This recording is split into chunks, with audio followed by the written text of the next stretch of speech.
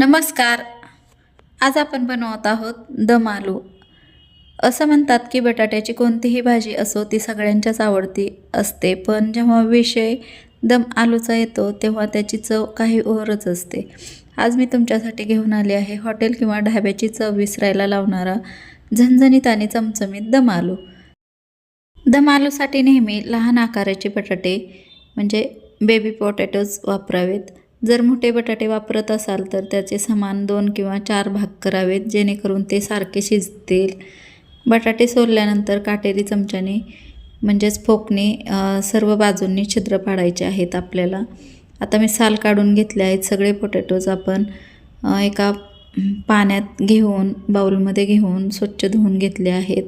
तर ह्या पद्धतीने सगळीकडून आपल्याला आतपर्यंत छिद्र पाडायचे आहेत. म्हणजे त्यामुळे काय होतं तर मसाल्याचा म्हणजे ग्रेव्ही जे आपण शिजवतो त्या बटाट्याच्या पार आतपर्यंत जातो आणि बटाटे आतून अळणी लागत नाहीत, चवीला छान लागतात. तर इथं बटाटे आपण चाळणीत टाकून घेतले आहेत. त्यातलं सगळं पाणी निथळून घ्यायचं आहे आपल्याला. बटाटे आपण चाळणीत ठेवले आहेत कारण त्यातलं पाणी सगळं निथळून येईल. इथं तेल मी 2 ते 3 चमचे टाकले आहेत मोठे आणि बटर 1 चमचा टाकला आहे.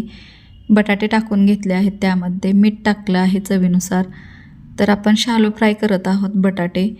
तर बटाट्याची चव वाढवण्यासाठी आपण इथं शालो फ्राय किंवा थेट तळूनसुद्धा घेऊ शकतो. बटाटे आपण तसेच भाजीत जर टाकले तर ते अळणी लागतात, म्हणून ह्या पद्धतीने फ्राय करून घ्यायचे गोल्डन ब्राऊन कलर येईपर्यंत.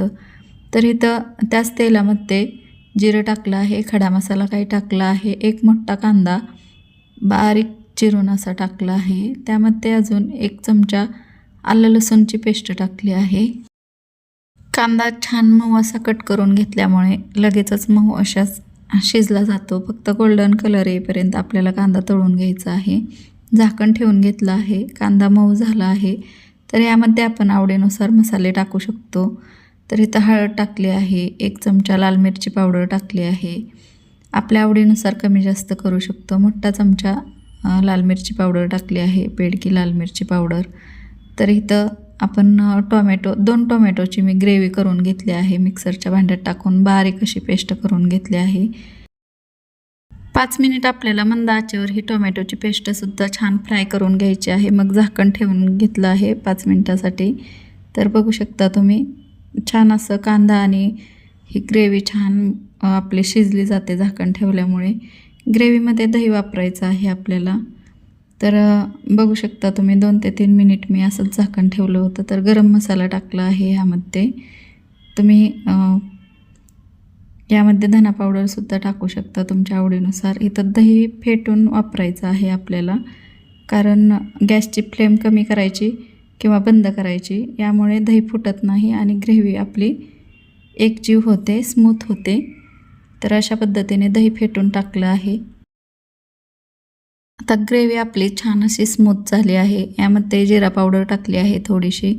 तर मिक्स करून घेऊया आणि ही छान स्मूथ ग्रेव्ही झाली आहे. यामध्ये आपल्याला गरम पाणी टाकायचं आहे. बघू शकता आपल्या आवडीनुसार कमी किंवा जास्त टाकू शकतो. ग्रेव्ही कितपत आपल्याला पातळ किंवा घट्ट पाहिजे त्यानुसार पाणी आपण टाकून घ्यायचं आहे. तर ही छान ग्रेव्ही अशी आपली शिजवून घ्यायची आहे अजून एकदा. तर उकळी येऊन आपल्याला ही ग्रेव्ही छान अशी शिजवून घ्यायची आहे. यामध्ये आता आपण हे बटाटे घेतले आहेत, क्रिस्पी लेयर येईपर्यंत तळून घेतले आहेत, शालो फ्राय करून घेतले आहेत. तर ते टाकून घेऊया. ग्रेव्हीला छान उकळी आली की. तर उकळी आली आहे छान आणि मंद आच करायची आणि ह्याला 5 ते 10 मिनिट असंच झाकून ठेवायचं. दम आलू म्हणजे वाफेवर शिजवणे. कढईवर आपल्याला झाकण ठेवून त्याची एकदम कडा पॅक असल्या पाहिजेत. 5 ते 10 मिनिट सील करून घ्यायचं.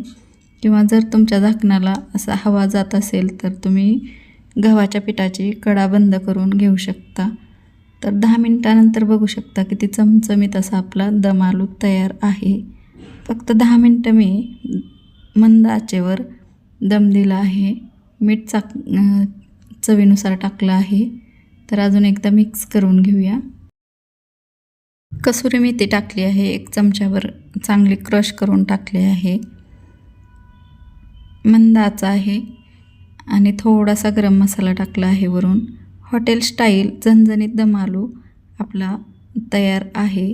तर आपण ही रोटी किंवा चपाती किंवा भातासोबत सर्व करू शकतो. खूप छान होते ह्या पद्धतीने बनवलेली दम आलूची रेसिपी. नक्कीच बनवून पहा. फक्त यामध्ये छोट्या छोट्या टिप्स लक्षात ठेवायच्या, कारण मी सांगितल्या पण आहेत व्हिडिओमध्ये. तर ही दम आलूची भाजी आपण रोटी किंवा चपातीसोबत किंवा भातासोबत खूप छान लागते. नक्कीच तुम्ही ट्राय करा. व्हिडिओ आवडल्यास ही रेसिपी तुमच्या मित्रमैत्रिणींसोबत शेअर करा आणि सविताज किचन या चॅनलला सबस्क्राईब करा. व्हिडिओला लाईक जरूर करा. भेटू अशाच नवीन रेसिपीसोबत. तोपर्यंत धन्यवाद.